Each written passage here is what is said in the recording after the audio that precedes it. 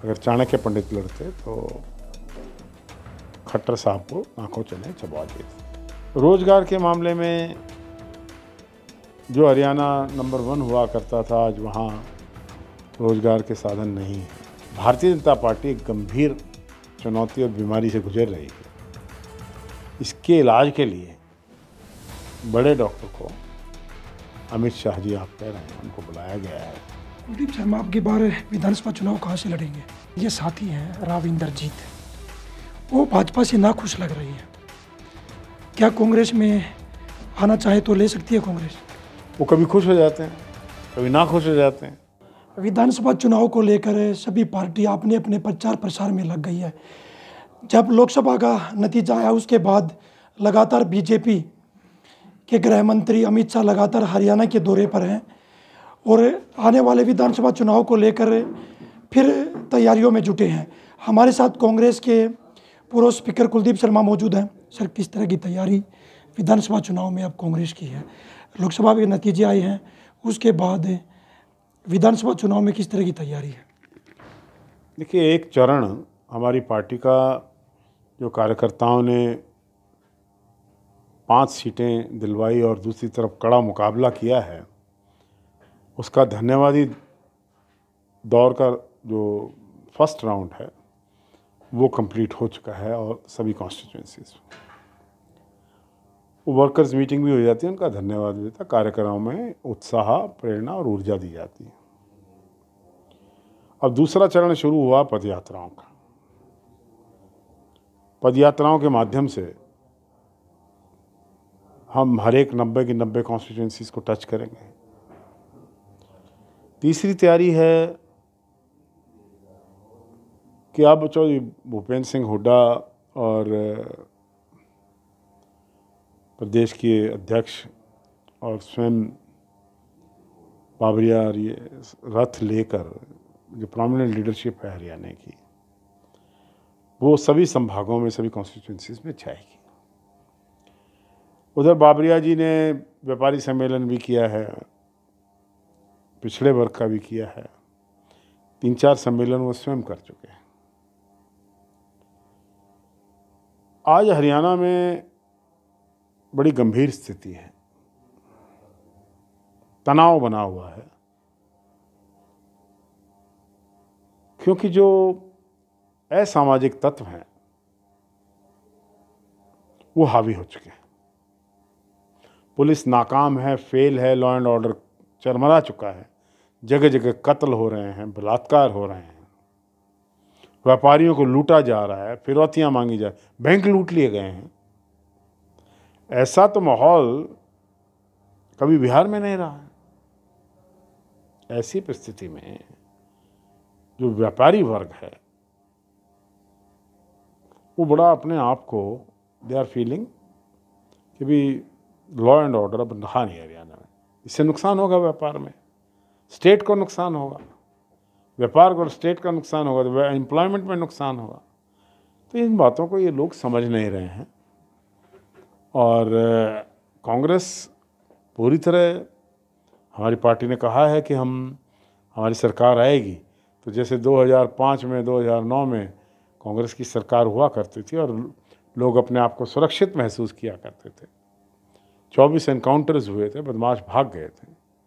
हम उसी माहौल को दोबारा से, ताकि हरियाणा में जो असामाजिक तत्व हैं इनसे हरियाणा के लोगों को, व्यापारियों को, कर्मचारियों को, समाज के सभी वर्गों को निजात दिलाई जा सके। ये एक मेजर इशू है। लोकसभा चुनाव में चर्चा थी कि कुलदीप शर्मा करनाल से चुनाव लड़ना चाहते थे, टिकट नहीं मिली। अगर टिकट मिलती, चुनाव लड़ते तो क्या नतीजे और होते वहाँ पर? देखिए, ये राजनीति तो संभावनाओं का खेल रहता है। एक संभावना बनी थी टिकट की, मैं नहीं चाणक्य पंडित लड़ना चाहते थे, और टिकट मिलने के बाद उसकी अगली संभावनाएं जीत के लिए लड़ता आदमी। परंतु उसमें मेरा ये मानना है कि अगर चाणक्य पंडित लड़ते तो खट्टर साहब को आंखों चने चबा देते। एक इतनी भारी एंटी इनकम्बेंसी है भारतीय जनता पार्टी की सरकार की, नाराज़गी है लोगों में। नाराज़गी इसलिए है कि एक कॉमन सिटीजन जो है किसान जो हैं, ये इनकी जो इलेक्ट्रॉनिक बाजी है, पोर्टल, जो पोर्टल कभी खुलते ही नहीं हैं,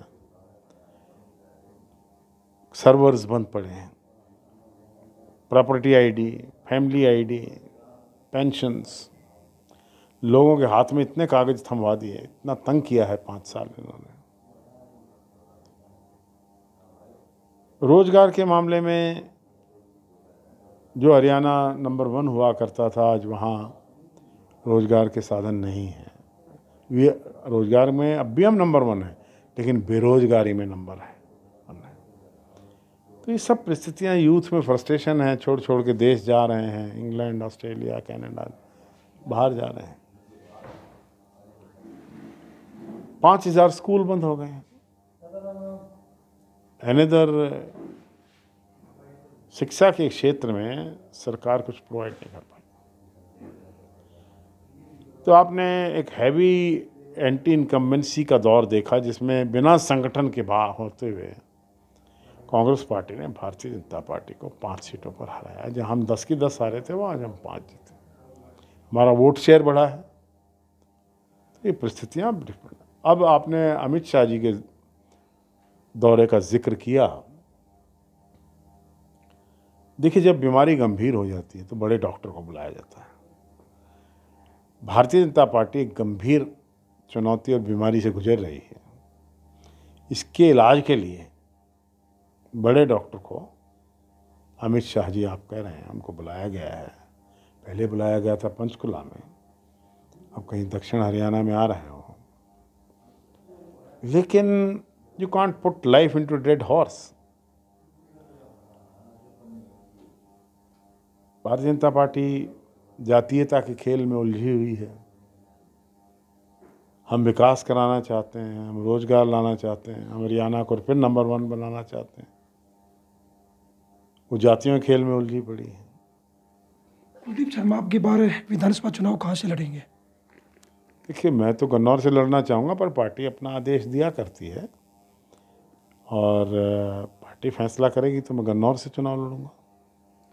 बीजेपी ने मोहनलाल बड़ौली को प्रदेश अध्यक्ष बनाया है। क्या लगता है कि ब्राह्मण समाज को इकट्ठा करने के लिए इस तरह से कदम उठाया? देखिए, मोहनलाल बड़ौली जी, दोनों बातें हैं। एक तो नए हैं, अब मैं उनके बारे में क्या टिप्पणी करूं।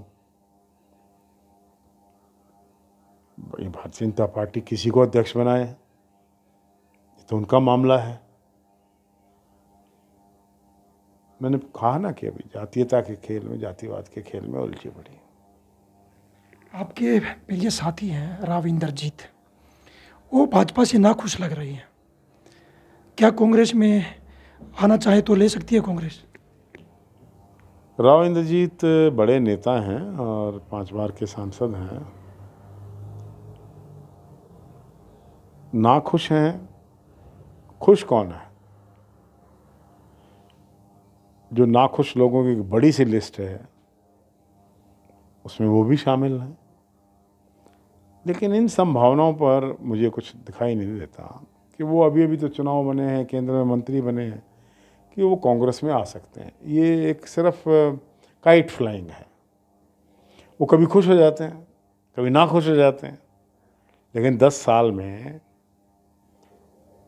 आज तक जो दक्षिणी हरियाणा में एम्स की शिला रखनी थी, वो तो नहीं रखी गई। जो उनका मेन बात थी कि एम्स बनाऊंगा रेवाड़ी में, उसके 3 तो गांव बदल चुके हैं। तो इंद्रजीत जी जल बिन मछली हैं, वहाँ पर तकलीफ में तो हैं, लेकिन मुझे लगता नहीं कि वो छोड़ेंगे। अब दीपेंद्र हुड्डा यात्रा लेकर निकले हैं कि 10 साल का हिसाब मांगेंगे बीजेपी से। बीजेपी लगातार कह रही है कि बापू बेटा उस बस रथ में सवार होकर निकलेंगे, उनके पास कुछ नहीं है। अब तो बीजेपी कह रही है ना। देखिए, ऐसा है, पार्टी का एक कार्यक्रम है। हम 10 साल का हिसाब मांगना चाहते हैं। हम जानना चाहते हैं बीजेपी से कि आपको जनता ने इतना विश्वास दिया है। हालांकि उनकी दूसरी गवर्नमेंट तो अल्पमत की थी, लेकिन 3-3 इंजन लगा दिए, अब तीनों इंजन बेकार हो गए हैं। अब इन तीनों इंजनों के बिना गाड़ी नहीं चल रही है। तो भारतीय जनता पार्टी से हिसाब मांगने का हरियाणा की जनता को हक है, और कांग्रेस हरियाणा की जनता की आवाज़ बनकर ये हिसाब मांग रही है। तो ये कार्यक्रम काफ़ी सफल होगा और इससे जागृति आएगी। जागृति तो ऑलरेडी है, लेकिन और इससे प्रेरणा और ऊर्जा निकलेगी। बीजेपी के मुख्यमंत्री हैं नायब सैनी हरियाणा सरकार में, वो लगातार कह रही हैं कि कांग्रेस भी अपने पिछले 10 साल का हिसाब दे, हम अपने 10 साल का हिसाब देने को तैयार हैं। देखिए, नायब सिंह सैनी जी मुख्यमंत्री हैं ना, तो दे दें वो अपना दे दें। हमारे से किस चीज़ का कंपटीशन लगा रहे हैं? पब्लिक है, सब पता है। हाँ, आप बताओ ना, अपना हिसाब दे दो। आप ये बता दो हमने 10 साल में क्या किया, कितनी रेलवे लाइन बनाई, कितने हॉस्पिटल्स बनाए, कितने नई यूनिवर्सिटीज़ बनी हैं, कितने नए कॉलेजेस बने हैं। ये भी बता दो कितने 5000 से ज़्यादा कितने स्कूल बंद हुए हैं।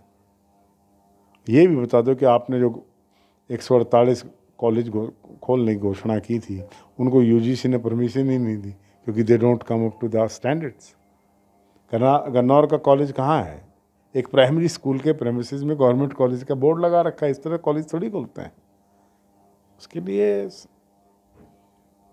समावेशी योजना बनानी पड़ती है। जिस तरह से लोकसभा में टिकटें बदली गई थी, कांग्रेस ने उम्मीदवार उतारे थे, क्या विधानसभा में भी चेहरे बदले जा सकते हैं? देखिए, मैंने कांग्रेस के हरियाणा के माननीय प्रदेश अध्यक्ष की बात को सुना था।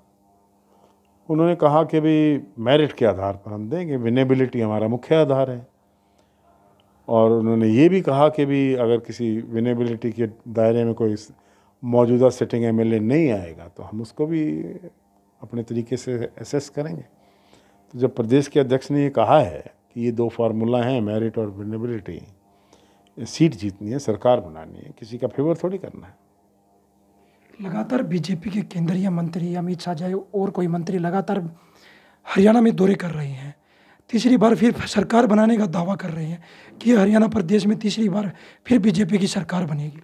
तो वो ये दावा करेंगे हमारी सरकार नहीं बनेगी, यही दावा करेंगे, नेचुरल है।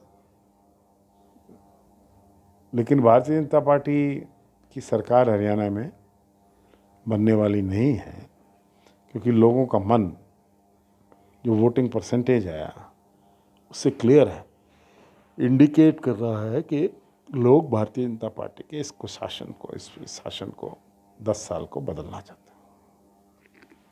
देखिए, हमारे साथ पूर्व स्पीकर कुलदीप शर्मा थे। उनका कहना है कि पिछले 10 साल के कार्यकाल को देखकर जनता अब की बार सरकार बदलना चाहती है और प्रदेश में कांग्रेस की सरकार बनेगी। सोनीपत से पवन राठी, हरियाणा तक।